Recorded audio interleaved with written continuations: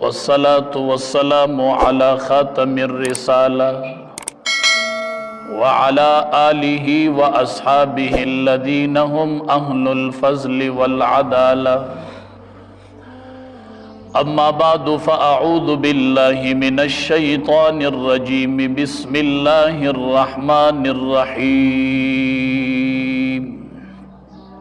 وَلَقَدْ أَرْسَلْنَا رُسُلًا مِّن قَبْلِكَ وَجَعَلْنَا لَهُمْ أَزْوَاجًا وَذُرِّيَّةً قال النبي صلى الله عليه وسلم يا معشر الشباب من استطاع منكم الباءة فليتزوج فإنه أغض للبصر وأحسن للفرج ومن لم يستطع فعليه بالصوم فإنه له وجاء أو كما قال عليه الصلاة والسلام لكل نبي في الأنام فضيلة وجملتها مجموعة لمحمد بلغ العلا بكماله كشف الدجى بجماله حسنت جميع خصاله صلوا عليه وآله شوق سر درود شریف اللهم صل على سيدنا محمد وعلى آله وبارك وسلم عزت مندو قرآن کریم کے رب العالمین نبی کریم صلی اللہ علیہ وسلم تا فرمائی ستا نمخ کی چی سمر انبیاء کرام دنیا تراغلی اغی طولو نکاو نکڑی دی ما سیوا دا یو سوی انبیاء کرامو نورو طولو نکاو نکڑی دی بعضی سنت دا سیدہ دا یو پیغمبر سنتی و بعضی دیسی وی چی اغا دا ہر پیغمبر سنت وی اغی کی یو ان نکاح نکاح چی دا دا طولو انبیاء کرامو سنت ہر پیغمبر چی دے اغا نکاح کڑی دا و ازدواجی زندگی چی دا اغای تیرہ کڑی دا نبی کریم صلی اللہ علیہ وسلم فرمائی الدنیا کلها متاع دا دنیا چی دا طول دا جون دا تیرہ ولو سامان دے کہ گاڑے دے کہ اجرہ دا کہ دیرہ دا کہ پٹے دے الدنیا کلها متاع دا طول دا جون دا تیرولو سامان دے وخیر متاع الدنیا المرأة الصالحة پا دی طول سامان کی بہترین سامان چی دے المرأة الصالحة اغنی کا بی بی دا بس دا دنیا پا سامان کی دا طولو نا بہترین سامان اگر گاڑے نا دے اب بنگلہ نا دا گاڑی شتا بنگلہ شتا جیداد شتا خادمان شتا خوچی نیک بی بی نشتا دا دنیا مذہبت انوینی بہترین سامان دا دنیا چی دے المرأة الصالحة اغن نیک بی بی دا زکا خوچی منکم دعا کو منگوی ربنا اتنا فی الدنیا حسنا وفی الآخرت حسنا وقنا عذاب النار علی رضی اللہ تعالی عنہ فرمائی ہوئی دا دی معنی دادا چھے آتنا فی الدنیا حسنا اللہ پا دنیا کی صالح حبیبی راکی وفی الآخرت حسنا اللہ پا آخرت کی را لحور راکی او وقنا عذاب النار یہ وہ ترجمہ خوی دادا چھے منگ بچ کے دا عذاب دا ورنا دا جہنم نا خو علی رضی اللہ تعالی عنہ ہوئی دا دی معنی دادا چھے اللہ ما بچ کے دا جبوری خزین وقنا عذاب النار مرئی صالح را کے واللہ دا جبوری خزین میں حفاظت نصیب کیا اللہ دا بد مزاج و دا بد کردار خزین میں اللہ حفاظت نصیب کیا وقنا عذاب النار دا دنیا پا سامانونو کی بہترین سامان چی دے المرأة الصالحة اغن نیک بی بی دا چی کل بندت نیک بی بی بینوشی نیک بی بی ستوائی سڑے بسنگ پی جنی چی دا نیک بی بی دا احادیث و مبارکو کی سلور خبری خود لے شوی دی چی پا کم اخذا کی دا سلور خبری وی المرأة الصالحة دا نیک بی بی دا اول خبر دادا چې کله ورته خاون نظر وکړي نو دی به خوشحاله شي. بار به ستړی ستومانه یو ټک ټوک شوی وي، بار به ستړی ستومانه چې کور ته راشي او په بیبي نظر ولګي نو دی به خوشحاله شي. بس دا د نیکي بیبي اولنی صفت دی. او چې په بار دمه یو کور ته راشي او بیبي ته وګوري او طبیعت خراب شي،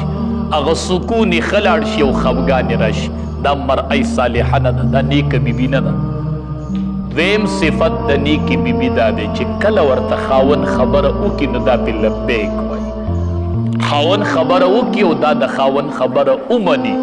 د خاون اطاعت کوي. هره خبره چې د شریعت خلاف نه وي نو خاون وکړي نو دی ومني، خاون وکړي دا ومني.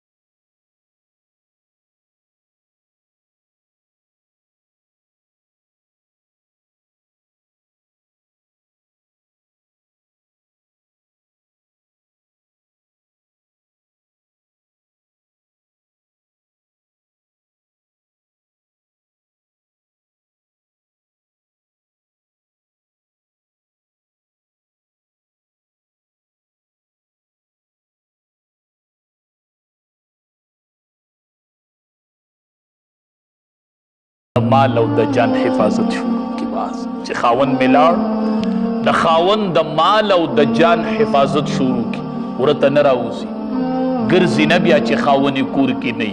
او د خاون معلوم بې ځای ځای نه لګي. د خاون په نشوالي کې د خاون د مال او د جان حفاظت کوي. حدیث مبارک کې راځي المرأة الصالحة، دا نیک بیبي ده چې دنیا کې چاتم دا څلورو صفاتو والا ښځه میلو شوله نو بس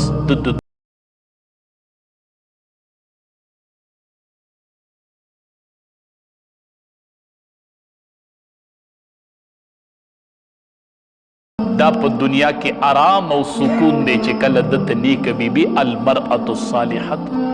نیک بیبي دته میلو شوله. او نبی کریم صلی الله علیه وسلم فرمایي چې نکاح کوئ نو تزوج الودود الولودا، هغې زنانه سره نکاح کوئ ودوده چې مینه او محبت پکې سیوي. تا ته به څنګه پته لګي چې دې کې مینه او محبت سیوا دی؟ تا خو واده نه دی کړی، نه د هغې خویندې وګوره به واده شوي، که خویندې نه نو د پلار خویندې وګوره هغه به واده شوي وي چې هغې مینه خوره کړې ده او که هغې نفرت خوره کړې. تزوج الودود الولود، نکاح کوي د هغې ښځې سره چې ودود دی او الولود چې کومه زنانه بچي ډېر راوړي، هغې خاندان کې رشته کوئ چې هغه بچي ډېر راوړي. ښه بچو والا خاندان ګورئ چې کومه کوي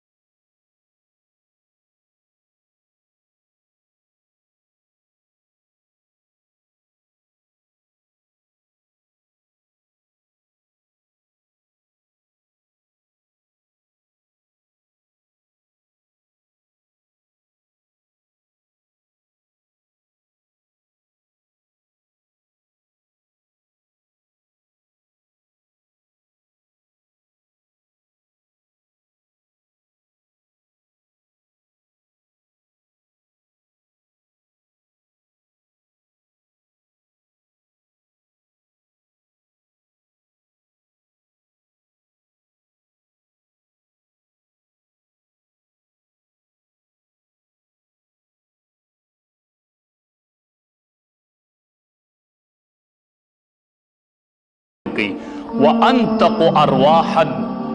دی بچی ډیر راوړي رحمونه یې روغي د دواړو جهانو سردار فرمایي او وارضا بالیسیر او دا په لږ شي رضا کیږي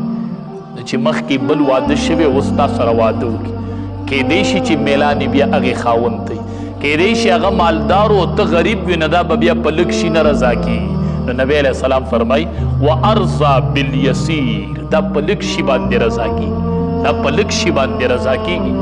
نو کوشش کوي نبی کریم صلی الله علیه وسلم صحابو ته فرمایل نکاح چې کوي نو د کوشش کوي چې هغه د جنکو سره وکړي دې کې به تاسو ته سهولت دې کې به تاسو ته آرام نبی کریم صلی الله علیه وسلم یو ورځ ځوانانو ته تقریر کوخه وی یا معشر الشباب اے ځوانانو اے نوجوانانو نبی علیہ السلام ځوانانو ته تقریر کوي من استطاع منکم الباءة اے ځوانانو د چا چې طاقت د نکاح وي فلیتزوج هغه د نکاح وکړي د چا چې د نکاح طاقت وي هغه د نکاح وکړي ولې د نکاح دوه غټې پیدې دي فانه اغض للبصر واحسن للفرج دا نظر ښکته کوي د نکاح سره نظر ښکته کیږي ها نن چې په معاشره کې حیا ورکه ده بنیادی وجه دا ده چې اولاد له په ټیم باندې نکاح نه کیږي ها فانه اغض للبصر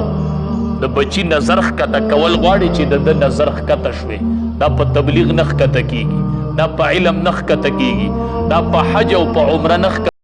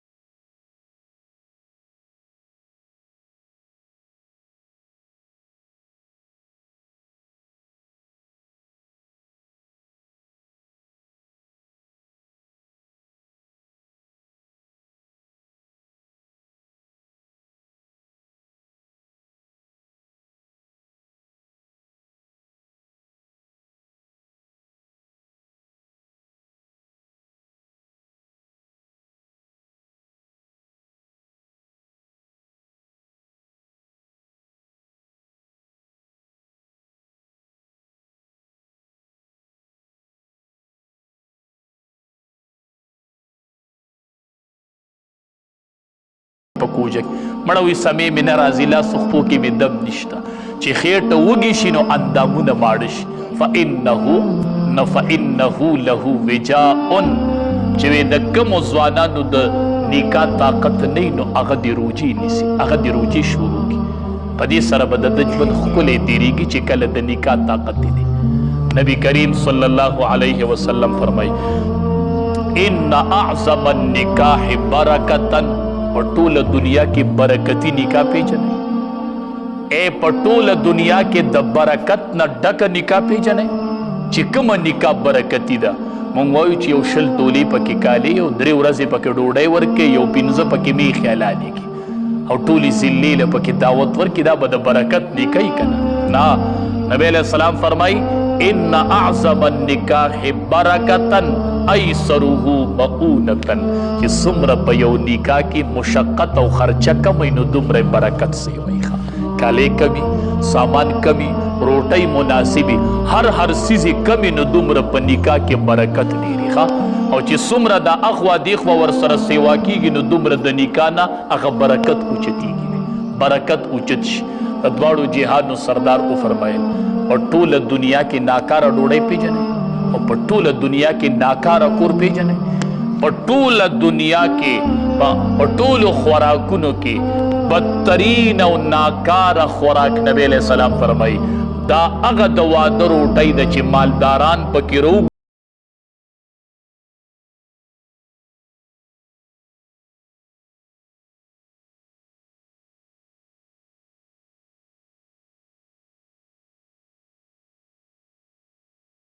علاقې نوابان او ملکانان را روان دي، هغه ډوډۍ خوري او غریبانان دي ګرځي، هغه د ګاډي شماري.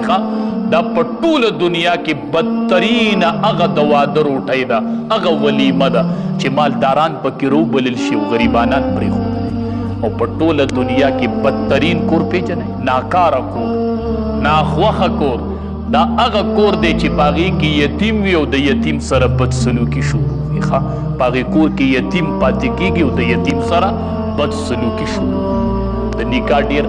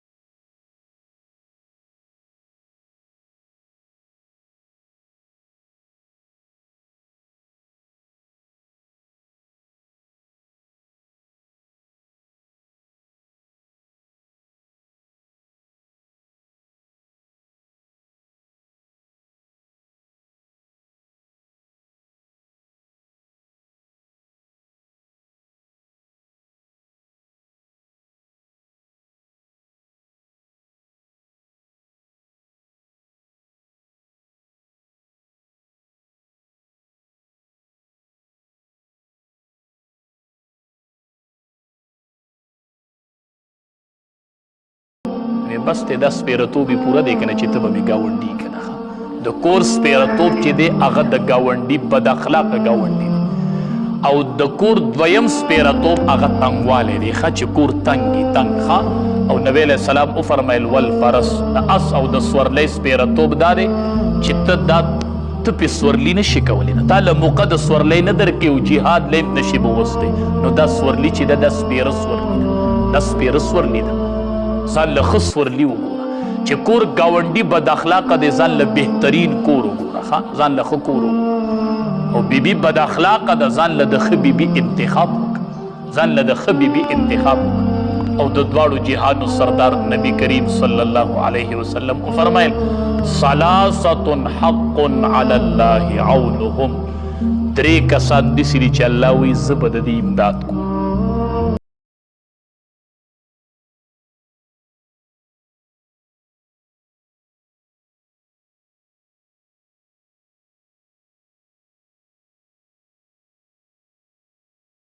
تاسو پې نه پوهېږئ مکاتب چې یو آقا وي مالک او دغه غلام وي، او دا مالک دی غلام ته وایي ما له دومره پیسې را وګټه بیا به دې زه آزاد کړم، ده ته مکاتب وایي. او دا غلام ګرځي او مزدوري کوي چې د آقا له پیسې وګورم چې زه آزاد شم. د دې کس الله امداد کوي. او یو والناکح الذي يريد العفاف، هغه کس چې اراده یې د پاک دامنۍ وي او نکاح کوي، دی پکې څومره قرضه وکړي دا قرضه به ختمیږي او دی به پې نه پوهېږي. ټرای پې وکړه، ټرای د واده دپاره قرضه وکړه، دا قرضه به ختمیږي او ته به پې نه پوهېږي که پې پوه شوې نو ما ته وایه یو والمجاهد فی سبیل الله چې مجاهد په لاره د الله کې روان دې دریو کسانو سره الله وی په ما حق دی چې زه به د امداد کوم یا معنی دا ده چې د دې دریو کسانو سره څوک امداد وکړي دا داسې دی لکه د الله سره چې امداد وکړي ښه د دې دریو خلقو سره چې څوک امداد وکړي نبی کریم صلی الله علیه وسلم صحابو ته فرمایل تنکح المرأة لأربع د ښځې سره چې نکاح کیږي د څو وجو نه کیږي وی د څلورو وجو لمالها مالدارۍ جو خلک وایي زه به ورسره غوړ شم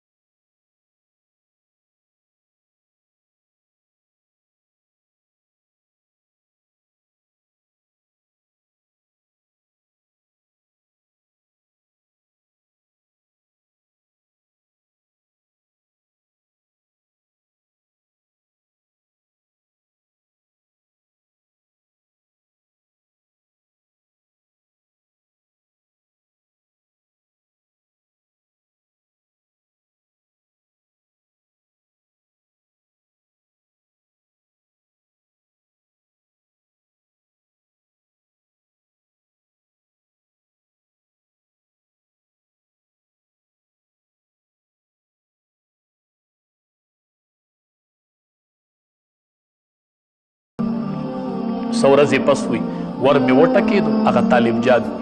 وي څوک وی چې سعید ابن مسیب وی چې روته ووتلم استاذ مې په دروازه کې ولاړ وی لورې د مټ نه نیولې وه ما ته وایي دا ستا امانت دی دا مې تا ته حواله کړله ښه دا ستا امانت دی دا نکاح دې ته وایي ښه نبی علیه السلام فرمایي ان اعظم النکاح برکتا ایسره مؤونتا چې څومره په نکاح کې مشقت کمی دومره په نکاح کې برکت ډېري ښه برکت او په نکاح به اخرنۍ فیصلې کېږي ښه بیبی عائشہ رضی اللہ تعالیٰ عنہ او بیبی فاطمہ رضی اللہ تعالیٰ عنہ دواړه ناست. بیبی عائشہ رضی اللہ تعالیٰ عنہ ته بیبی فاطمہ رضی اللہ تعالیٰ عنہ ورته وی ستا نه غوره یم. ولې رانه غوره یې؟ وی ته د ابوبکر صدیق رضی الله تعالیٰ عنہ لور یې او زه د امام الانبیا لور یم. زما پلار خو د انبیاو امام. بیبی عائشہ رضی اللہ تعالیٰ عنہ ورته وی تا نه زه غوره یم ښه. وی ولې؟ وی ځکه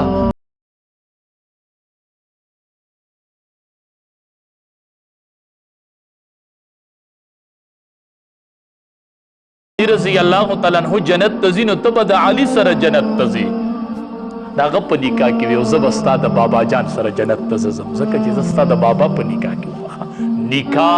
بنیادي څیز دی. ښځه به د خاوند سره جنت ته ځي ښه، د پلار سره به جنت ته نه ځي ښه، د مور سره به جنت ته نه ځي، دا به د خاوند سره جنت ته ځي.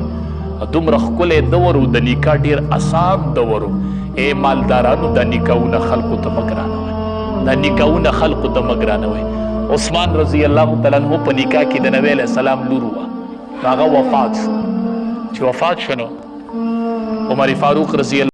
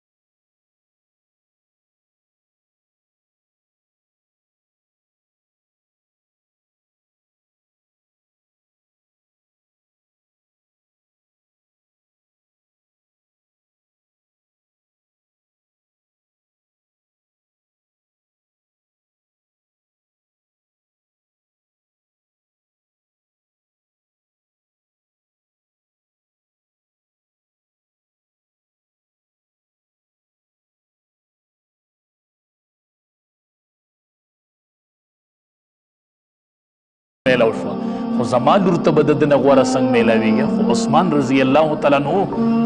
خو داسې صحابي دی چې په لاره روان دي، اسمان کې ملایک حیا کوي، اسمان کې ملایک وایي چې ښه ورځې تېرې شوې، نبی علیه السلام د نکاح پیغام راولېږو چې تا چې کومه لور ویلې وه هغه لور دې ما ته په نکاح راکړه ښه. وایي زه حیران شوم چې زما لور ته د عثمان نه غوره میلاو شو ښه. لور مې الله د مؤمنانو مور کړله. نو نکاحونه په ټیم باندې او په وخت باندې پلارانو دا خبره واورئ چې د چا د واده طاقت کیږي او دې بچي له واده نه کوي. بچی په واده قادر دی، په نفقه د بیبي په حقوقو پلار سرم طاقت شته او دې واده نه کوي، دې بچي نه چې څومره ګناهونه کیږي دا زبرګ پلار یې په دې ګناهونو کې شریک دی. ها ټیک ته زه تا منم چې ته تهجد کوي، ته منم چې ته عبادت کوي، خو بچی د ډرامې او فلمونه ګوري د نکاح د نشوالي د وجې نه، ته ورسره بزرگ پلاری او دیندار پلاری خود دی بچی سره گناهونو کې شریک. نو د نکاح سره پاک دامنی راځي، حیا راځي. الله دې ټول بی نکاح کړو لره صالحان او نیکان رشتې دی الله نصیب کړي. الله دې ټول له د جوړې پیدا کړي. بس الله دې ټول له د جوړې پیدا کړي چې د چا نکاحونه شوي دي الله دې پکې خیر او برکت ورواچي. او چا چې کویدنې کړي نه خدای دا غلط رسم ختم کړي چې نیک کویدنو کې بیا د واده تبو دې خو لا کال نه دی شوی. ښه دا به بیا صبر کوه، دا خو د کویدن اوس 2 کاله وشو، ښه دا خو اوس 3 کاله وشو، خو چې نکاح وشو خو خبره ختمه ده که نه. خدای دې هغه رسمونه زمون ختم کړي چې کوم د شریعت خلاف دي. خدای دې مونږ ټول د نبی کریم صلی الله علیه وسلم په سنتو باندې راو. دا چې خسته واقعګانو اوریدلو دپاره زموږ یوټیوب چینل واجد اسلامیک سټوډیو سبسکرایب کې په دې به تاسو ته انشاءالله العزیز خسته واقعګانې او بیانات میلاویږي او د ګنټې دا نشان در سره کلیک کړئ چې تاسو ته آینده نوې نوې ویډیوګانې مخې ته راځي. او د خپلو ملګرو سره لازم د ثواب په نیت باندې شریک کړئ. کمنټ کې ماشاءالله سبحان الله لازم ولیکئ. ډېره مننه، والسلام.